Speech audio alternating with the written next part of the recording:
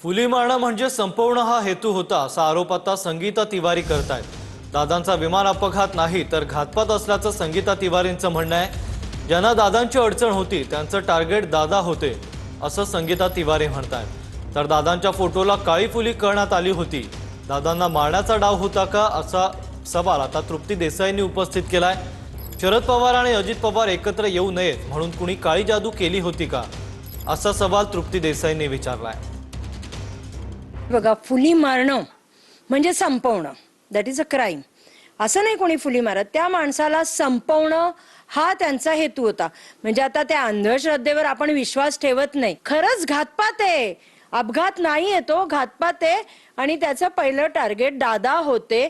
मी सरळ सरळ आरोप करते, ज्या हिशोबाने रोहित पवारांनी आता ट्विट केलंय, सगळ्या सुया खरातकडे आणि खरातच्या अंधभक्त जे आहेत त्यांच्याकडे हे खरातनी खूप मोठं म्हणजे हिनियस क्राईम केलेलं आहे की अजितदादा पवार यांचा जो फोटो आहे त्याला कुठेतरी जी आहे ती काळी फुली करण्यात आलेली होती। म्हणजे अजितदादांना मारण्याचा डाव होता। त्याच्याबरोबर त्याच्यात लिहिलेलं आहे की मग महाराष्ट्रातल्या एक बड्या नेत्याचंही त्याच्याबरोबर नाव आणि फोटो आहे ज्याच्यावर फुली आहे। मग ते कुणाचं नाव आहे?